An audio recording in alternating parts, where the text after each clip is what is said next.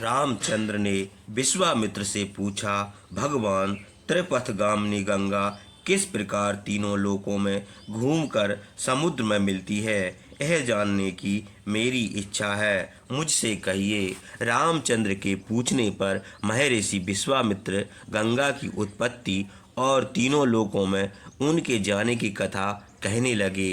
हे राम, अनेक धातुओं की उत्पत्ति का स्थान हिमालय नाम एक पर्वत है। उसके मैना नाम की एक मनोरमा पत्नी है। वह सुमेरु की कन्या है। मैना से हिमालय के परम सुंदरी दो कन्याएं उत्पन्न हुई। बड़ी का नाम गंगा और छोटी का नाम उमा है। देवताओं ने अपने कार्य के लिए त्रिपथ गंगा नदी को हिमवान से मांग लिया। हिमवान ने धर्म के अनुसार लोक पावनी गंगा को तीनों लोकों के हित के लिए देवताओं को दे दिया। तीनों लोकों के हितैषी देवता गंगा को लेकर कृतार्थ होकर स्वर्ग को चले गए। हे रघुनंदन, हिमालय की दूसरी कन्या उमा कठोर व्रत का पालन करके तपस्या करने लगी। हिमालय ने लोक पूजित महातपस्विनी उमा का विवाह रुद्र के साथ कर दिया। हे पुरुष श्रेष्ठ, मैंने हिमालय की दो कन्याओं का वृतांत तुमसे कहा, और जिस प्रकार त्रिपथगामिनी पापनाशनी जल रूप से बहने वाली गंगा पहले आकाश को फिर देवलोक को गई, उसका भी वर्णन किया है। महर्षि विश्वामित्र के मुँह से यह कथा सुनकर राम और लक्ष्मण ने प्रणाम करके फिर उनसे पूछा, ब्राह्मण, आपने हिमालय की कन्या गंगा की धर्म युक्त कथा संक्षेप से कही है। अब मैं विस्तार के साथ जानना चाहता हूँ। आप देवता और मनुष्य संबंधी सब विषयों को जानते हैं, यदि मुझे बतलाइए कि गंगा किस प्रकार आकाश को गई और किस प्रकार इस लोक में आई। लोक पावनी गंगा तीनों लोकों में क्यों बहती है, इनका पथगामिनी नाम क्यों पड़ा, और तीनों लोकों में गंगा की तीन धाराओं के क्या काम है। रामचंद्र के पूछने पर महर्षि विश्वामित्र सब ऋषियों के सामने विस्तार के साथ गंगा की कथा कहने लगे। हे रामचंद्र, प्राचीन समय में महातपस्वी भगवान शंकर पार्वती के साथ विवाह करके भोग विलास करने लगे। इस प्रकार देवताओं के 100 वर्ष बीत गए, किंतु पुत्र का जन्म न हुआ। तब ब्रह्मा आदि देवता घबराकर आपस में कहने लगे कि यदि शिव पार्वती के सहयोग से पुत्र उत्पन्न होगा तो उसका तेज कौन सह सकेगा। यह विचार कर देवताओं ने भगवान शंकर के पास जाकर प्रणाम करके कहा, हे महादेव, आप सब लोगों के हितैषी हैं। देवता आपको प्रणाम करते हैं, आप इन पर कृपा कीजिए। हे भगवान, आपका तेज तीनों लोग धारण नहीं कर सकते, इसलिए आप योग का अवलंबन करके देवी पार्वती के साथ तपस्या कीजिए और लोगों के हित के लिए यह तेज अपने तेजोमय शरीर में ही धारण कीजिए। इस संसार का विनाश ना कीजिए। देवताओं की यह बात स्वीकार करके भगवान शंकर ने कहा, हे देवताओं, हम पार्वती समेत अपना तेज अपने शरीर में ही धारण करेंगे। पृथ्वी में शांति रहे और तुम लोग सुखी रहो, किंतु यह बताओ कि यदि मेरा तेज स्वखलित हो जाए तो उसे कौन धारण करेगा। देवताओं ने उत्तर दिया कि यदि आपका तेज गिर पड़ेगा तो उसे पृथ्वी धारण करेगी। देवताओं के यह कहते ही भगवान शंकर ने अपना तेज गिरा दिया। उस तेज से वन पर्वत समेत संपूर्ण पृथ्वी भर गई। तब देवताओं ने अग्नि से कहा कि तुम वायु के साथ इस तेज में प्रवेश करो। अग्निदेव ने देवताओं की आज्ञा अनुसार जब उस तेज में प्रवेश किया, तब सूर्य और अग्नि के तुल्य वह तेज श्वेत पर्वत और दिव्य शरीर वर्ण स्वरूप हो गया। उसी श्रवण में अग्नि से महातेजस्वी कार्तिक के जन्म हुआ। देवता और ऋषियों ने प्रसन्न होकर शिव और पार्वती की पूजा की। उसी समय पार्वती ने क्रोध से लाल आंखें करके देवताओं को श्राप दिया, हे देवताओं, मैं पुत्र की लालसा से अपने पति के साथ भोग विलास कर रही थी। तुम लोगों ने उसमें विघ्न डाला है, अतएव मैं श्राप देती हूँ कि अब तुम लोग भी अपनी स्त्री से संतान उत्पन्न नहीं कर सकोगे। तुम्हारा स्त्रियां संतानहीन रहेंगी। देवताओं के यह श्राप देकर पृथ्वी को भी श्राप दिया। हे पृथ्वी, तुम्हारे अनेक रूप होंगे और तुम अनेक पुरुषों की भार्या होगी। हे मूर्खे, तूने हमारे संतान होने में विघ्न डाला है, इसलिए तू हमारे क्रोध से संतान का सुख न देखेगी। उसके बाद भगवान शंकर देवताओं को उमा के शाप से दुखित देखकर पश्चिम दिशा को चले गए। वहाँ हिमालय के उत्तर भाग में हिमवंत प्रभाव नामक शिखर पर तपस्या करने लगे। हे रामचंद्र, मैंने उमा का यह वृत्तांत विस्तार के साथ कहा है। अब गंगा का प्रभाव कहता हूँ, तुम दोनों भाई सुनो। भगवान शंकर तो तपस्या करने लगे और इधर इंद्र आदि देवता अग्नि को साथ लेकर एक सेनापति पाने की इच्छा से पितामह ब्रह्म के पास गए और उनको प्रणाम करके बोले, भगवान, आपने हमें लोगों को जो एक सेनापति देने का वादा किया था उसका अभी तक जन्म नहीं हुआ। सेनापति को उत्पन्न करने वाले भगवान शंकर उमा सहित हिमालय पर्वत के शिखर पर तपस्या कर रहे हैं। यदि आप लोगों के कल्याण के लिए जो उचित समझें वह कीजिए। आप इसका उपाय कर सकते हैं और आप ही हम लोगों की परम गति हैं। देवताओं की यह प्रार्थना सुनकर लोक पितामह ब्रह्मा ने मधुर शब्दों में उनको धैर्य देकर कहा, हे देवताओं, उमा ने तुम लोगों को जो शाप दिया है वह मिथ्या नहीं हो सकता। तुम लोग अपनी स्त्रियों से संतान नहीं उत्पन्न कर सकते। अग्निदेव आकाश गंगा मंदाकिनी से एक पुत्र उत्पन्न करेंगे, वही देवताओं का सेनापति होगा। गंगा हिमालय की ज्येष्ठ कन्या है, वे अपने पुत्र को अपनी छोटी बहन उमा का पुत्र मानेंगी और वह पुत्र उमा का भी प्यारा होगा। हे रघुनंदन, ब्रह्मा की यह बात सुनकर देवता कृतार्थ हो गए। उन्होंने पितामह को प्रणाम करके उनकी पूजा की। इसके बाद सब देवता धातुओं से शोभित कैलाश पर्वत पर गए और अग्निदेव को पुत्र उत्पन्न करने के लिए नियुक्त करके बोले, हे अग्नि, तुम देवताओं का यह कार्य करो। तुम भगवान शंकर का तेज गंगा में छोड़ दो। अग्नि देव ने देवताओं की यह बात स्वीकार कर ली और गंगा के पास जाकर कहा, देवी, तुम गर्भ धारण करो, तुम्हारा यह काम देवताओं को प्रिय है। तब गंगा ने दिव्य रूप धारण कर लिया। उनका प्रभाव देखकर अग्नि ने शिव का तेज छोड़ दिया। उस तेज से गंगा के सब स्रोत भर गए। तब गंगा ने व्याकुल होकर अग्नि से कहा, मैं तुम्हारा तेज नहीं धारण कर सकती। तुम्हारे तेज की आग से मेरे सब अंग व्यतीत हो गए, मैं जली जाती हूँ। अग्नि ने कहा, तुम हिमालय पर्वत पर इस गर्भ को रख दो। अग्नि की यह बात सुनकर गंगा ने अपने सोतों से उस महातेज को त्याग दिया। गंगा से छोड़ा हुआ वह गर्भ सोने के समान चमकता था। वह बड़ा तीक्ष्ण था। जिस स्थान पर वह गिरा वहाँ की धातु सोना हो गईं। उसके समीप की वस्तुएं चांदी, कुछ दूर की वस्तुएं तांबा और उससे दूर की लोहा हो गईं। उसके मल से रांगा और शीशा उत्पन्न हुआ। इस प्रकार पृथ्वी में गिरकर उस गर्भ ने अनेक धातुएं पैदा कर दीं। जिस स्थान पर गंगा ने उस गर्भ को त्याग दिया था वह श्वेत पर्वत समेत सुवर्णमय हो गया। हे रघुनंदन, उसी समय से अग्नि के समान चमकीले स्वर्ण का नाम जात रूप हुआ, क्योंकि उसने अपना श्रेष्ठ रूप प्रकट किया था। उसके बाद उस गर्भ से कुमार की उत्पत्ति हुई। इंद्र और सब देवताओं ने उसको दूध पिलाने के लिए कृतिकाओं को नियुक्त किया। कृतिकाओं ने देवताओं से यह तो कर लिया कि दूध तो पिलावेंगी, किंतु यह हमारा ही पुत्र कहलावे। तब देवताओं ने कहा, हे कृतिकणा गण, यह पुत्र कार्तिक यानी कृतिका पुत्र नाम से तीनों लोकों में प्रसिद्ध होगा। देवताओं की यह बात सुनकर कृतिकाओं ने गंगा के गर्भ से गिरे हुए अग्नितुल्य तेजस्वी उस कुमार को स्नान कराया। गंगा का गर्भ स्कंद हुआ। उसी गर्भ स्वस्थ से यह कुमार उत्पन्न हुआ, इसलिए देवताओं ने उसका नाम स्कंद रखा।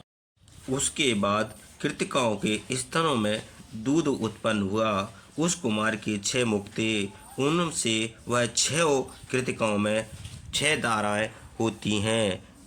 स्तनों का दूध पीने लगा। एक ही दिन दूध पीकर उसी दिन सुकुमार ने अपने पराक्रम से दानवों की सेना को परास्त किया।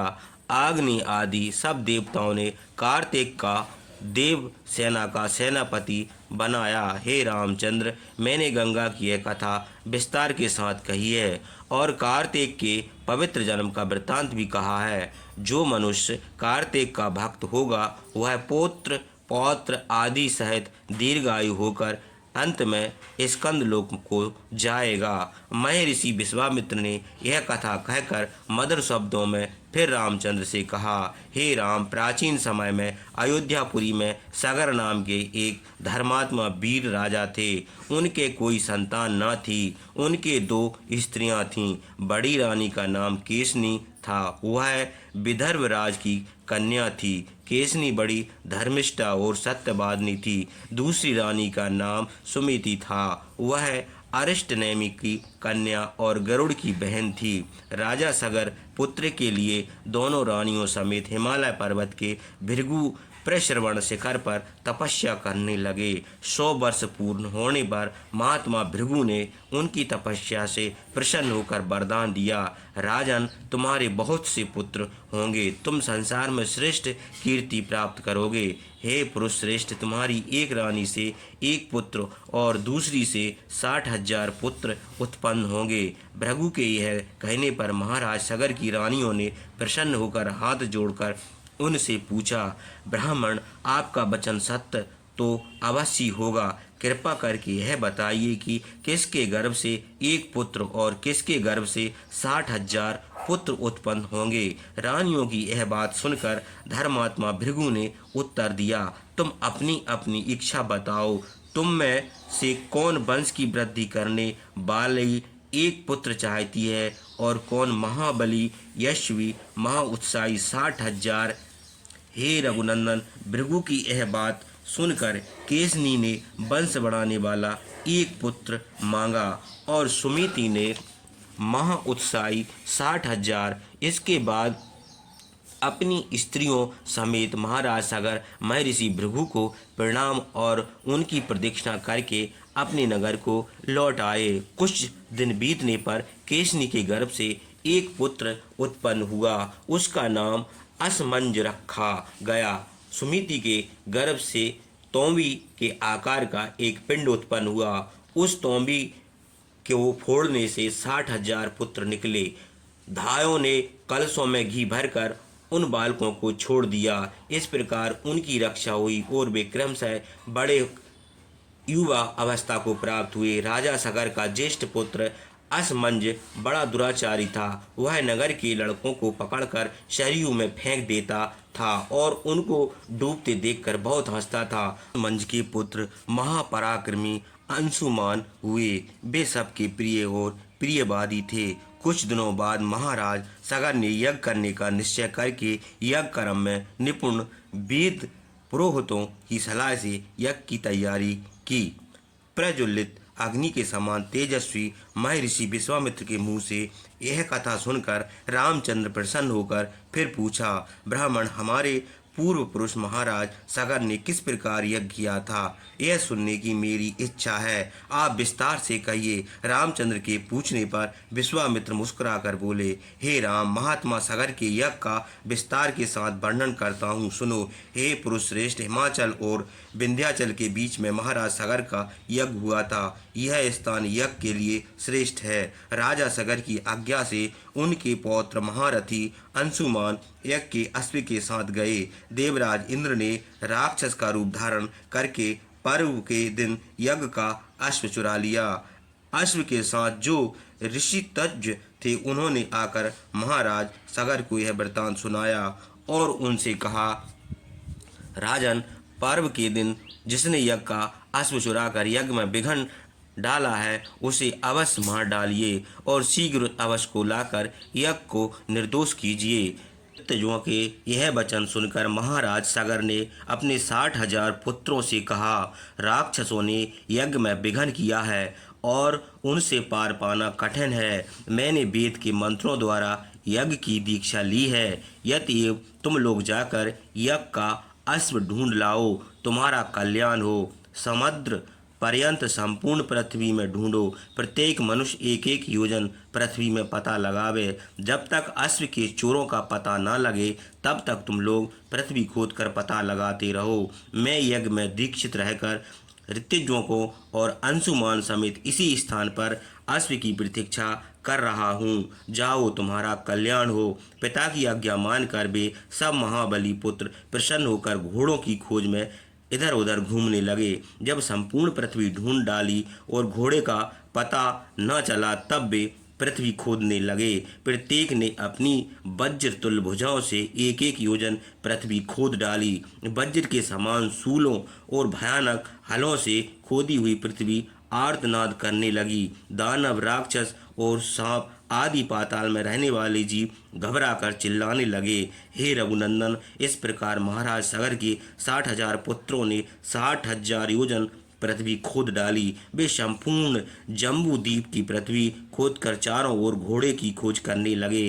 तब देवता, असुर, गंधर्व और सर्प घबराकर पितामह ब्रह्म के पास गए और उनको प्रसन्न करके दीन भाव से कहने लगे, हे भगवान, राजा सगर के दुरात्मा पुत्र पृथ्वी खोद रहे हैं। वे अनेक जल जंतुओं का संहार किए डालते हैं। वे प्रत्येक प्राणी को अश्व का चोर कहकर उसका वध कर देते हैं। भगवान ब्रह्मा ने सगर के पुत्रों के पराक्रम से भयभीत और घबराए हुए देवताओं के यह दीन वचन सुनकर उत्तर दिया, हे पृथ्वी भगवान वासुदेव की भार्या है, वही इसके एकमात्र पति हैं। वे कपिल की मूर्ति धारण करके पृथ्वी की रक्षा करते हैं। उनकी क्रोधाग्नि में सगर के 60,000 दुराचारी पुत्र भस्म हो जाएंगे।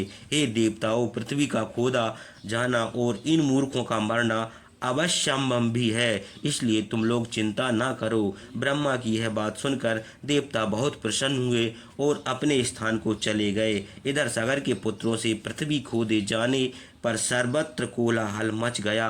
उन्होंने जब संपूर्ण पृथ्वी खोद डाली और घोड़े का कहीं पता न लगा तब वे निराश होकर अपने पिता के पास जाकर कहने लगे, पिताजी, हम लोगों ने सारी पृथ्वी खोद कर ढूंढ डाली तथा देवता, दानव, राक्षस, पिशाच, सर्प और किन्नर आदि अनेक बलवान प्राणियों का संहार कर दिया, किंतु घोड़ों और घोड़े के चोरों का कहीं पता न लगा। बताइए अब हम लोग क्या करें। पुत्रों की यह बात सुनकर महाराज सगर ने कुपित होकर, तुम लोग हमारी आज्ञा से फिर पृथ्वी खोदो और इस बार घोड़ों के चोरों को पकड़कर ही लौटो। पिता की आज्ञा पाकर वे सब रसातल को दौड़े। पृथ्वी खोदते खोदते उन लोगों ने विरूपाक्ष नाम का एक दिग्गज देखा। पर्वत के समान वह दिग्गज पर्वत और वन समेत संपूर्ण पृथ्वी को अपने सिर पर धरे हुए है। हे रामचंद्र, जब वह दिग्गज थककर पर्व के समय अपना सिर हिलाता तब भूकंप होने लगता। सगर के पुत्रों ने इसी प्रकार वे रसातल खोदते हुए आगे चले।